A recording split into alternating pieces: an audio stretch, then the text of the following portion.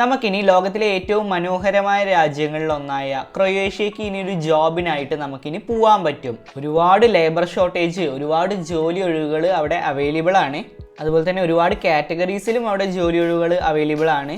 ഇങ്ങനെ പോകാനായിട്ട് നമുക്ക് യാതൊരു തരത്തിലുള്ള ലാംഗ്വേജ് പ്രൊഫിഷ്യൻസി ടെസ്റ്റും IELTS, TOEFL, OET, PT അങ്ങനെയുള്ള ഒരു ഇംഗ്ലീഷ് ലാംഗ്വേജ് ടെസ്റ്റ് നമുക്ക് ആവശ്യമില്ല. ക്രൊയേഷ്യനാണ് ക്രൊയേഷ്യത്തെ ഒഫീഷ്യൽ ലാംഗ്വേജ് എന്നുണ്ടെങ്കിലും ഇംഗ്ലീഷ് ലാംഗ്വേജ് അത്യാവശ്യം സ്പീക്ക് ചെയ്യാൻ അറിയണവർക്ക് അവിടെ പോയിട്ട് നിൽക്കാനും ജോലി ചെയ്യാനൊക്കെ പറ്റും. അപ്പോൾ എന്തായാലും ഈ ഒരു വീഡിയോയിൽ ഈ ഒരു വർക്ക് പെർമിറ്റിൻ്റെ ബെനിഫിറ്റ്സ് എന്തൊക്കെയാണ്, ഇതിൻ്റെ റിക്വയർമെൻറ്റ്സ് എന്തൊക്കെയാണ്, അതുപോലെ തന്നെ ഏതൊക്കെ ജോബ് കാറ്റഗറീസ് ആണ് അവിടെ വരുന്നത്, എങ്ങനെയാണ് ഇനി ഒരു ജോബിന് നമ്മൾ അവിടെ അപ്ലൈ ചെയ്യുക എന്നുള്ളതടക്കം അതിൻ്റെ സ്ക്രീൻ റെക്കോർഡ് അടക്കം ഞാൻ ഈ ഒരു വീഡിയോയിൽ കാണിച്ചു തരാം. അതുകൊണ്ട് തന്നെ കറക്റ്റായിട്ടുള്ള ഒരു ഐഡിയ കിട്ടാനായിട്ട് മുഴുവൻ വീഡിയോ കാണാൻ ശ്രമിക്കുക. എന്താണെന്ന് നോക്കാം.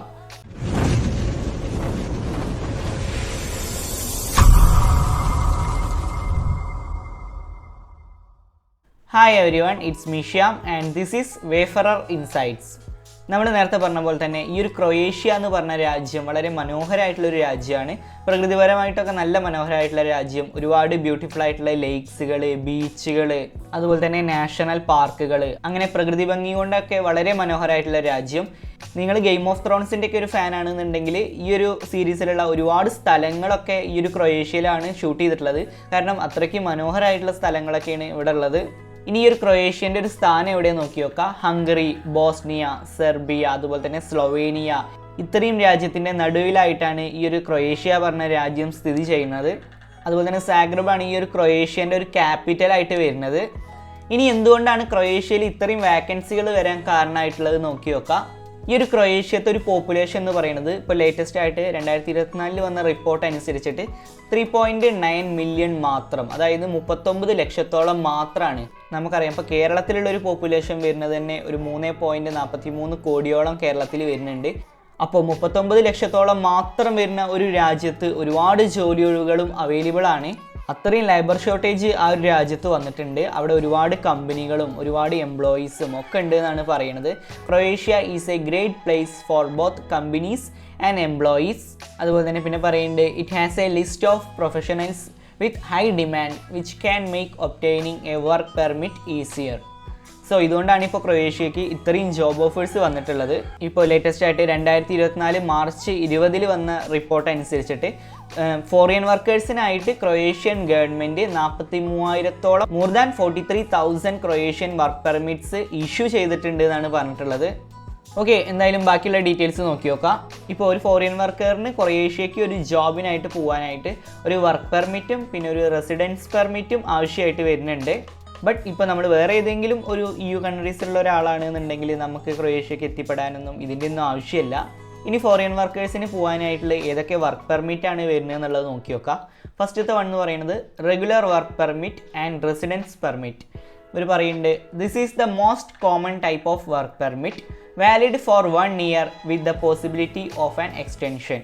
ഇതാണ് സാധാരണ എല്ലാവരും യൂസ് ചെയ്യുന്ന ഒരു വർക്ക് പെർമിറ്റ്. അതുപോലെ തന്നെ 1 year ആണ് ഇതിൻ്റെ വാലിഡിറ്റി ഇവർ പറഞ്ഞിട്ടുള്ളത്. പിന്നെ നമുക്കിത് എക്സ്റ്റെൻഡ് ചെയ്യാനൊക്കെ പറ്റും.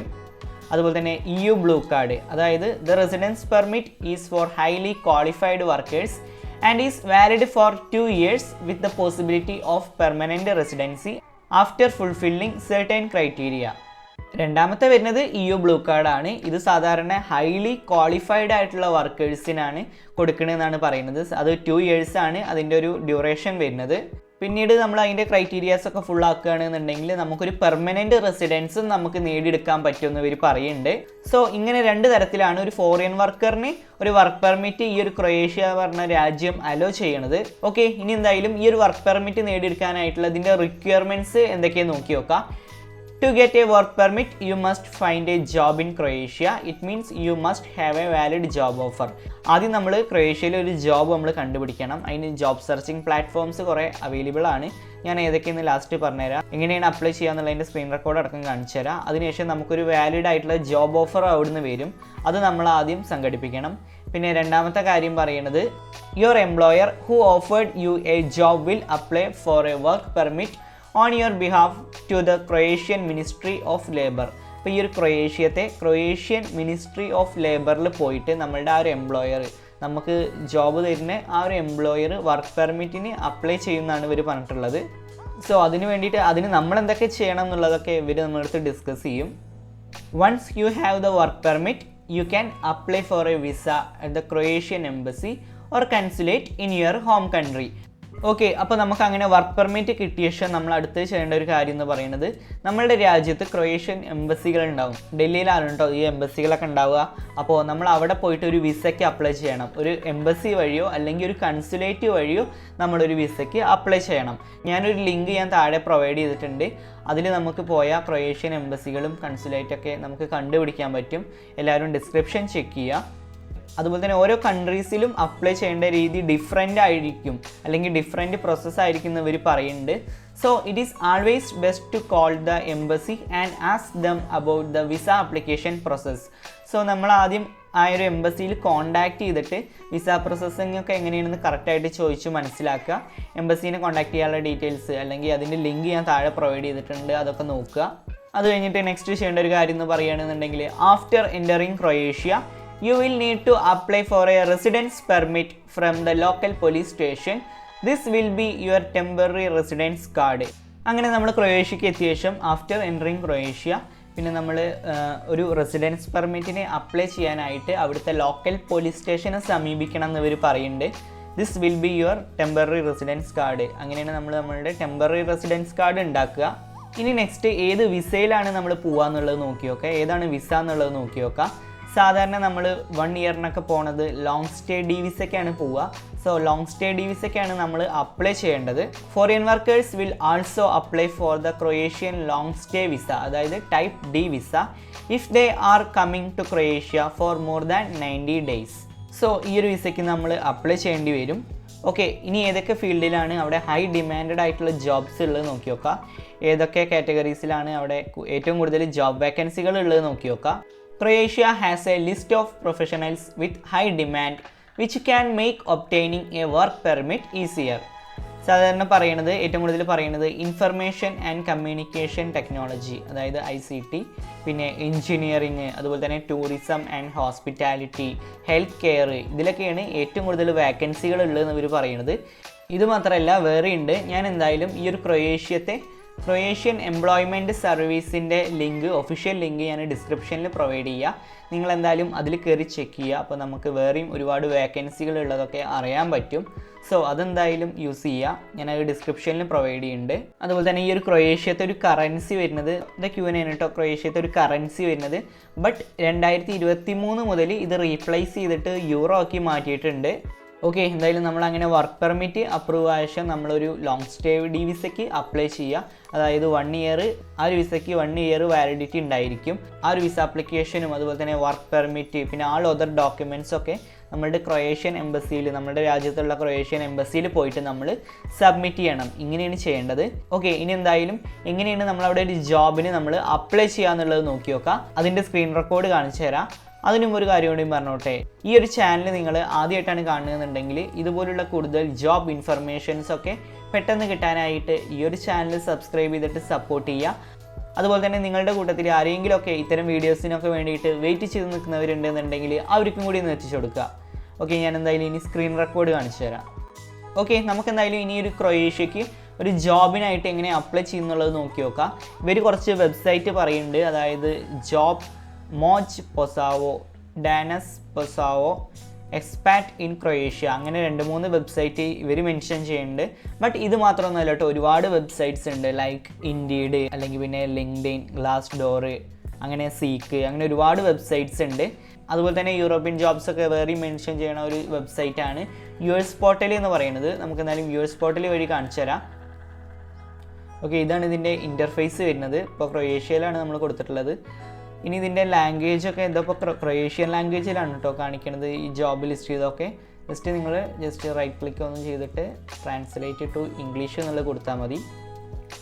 ഓക്കെ, നമുക്ക് ഇംഗ്ലീഷിൽ ലിസ്റ്റ് ചെയ്തിട്ടുണ്ട്. Assistant cook, warehouse worker, mechanic, ഇതൊക്കെ ക്രൊയേഷ്യയിലുള്ളതാണ്. സോ നമുക്ക് അതിൽ പറഞ്ഞ ഏതെങ്കിലും ഫീൽഡ് നോക്കി നോക്കാം. എഞ്ചിനീയറിംഗ് ഫീൽഡ് ഒന്ന് ജസ്റ്റ് ഒന്ന് നോക്കി നോക്കാം. ഓക്കെ, നമുക്ക് ഏതെങ്കിലും നോക്കി നോക്കാം. അപ്പോൾ സിവിൽ എഞ്ചിനീയറിൻ്റെ ഒരു വേക്കൻസി കാണിക്കുന്നുണ്ട്. ജസ്റ്റ് നമുക്ക് അതൊന്ന് ഓപ്പൺ ചെയ്ത് നോക്കി നോക്കാം.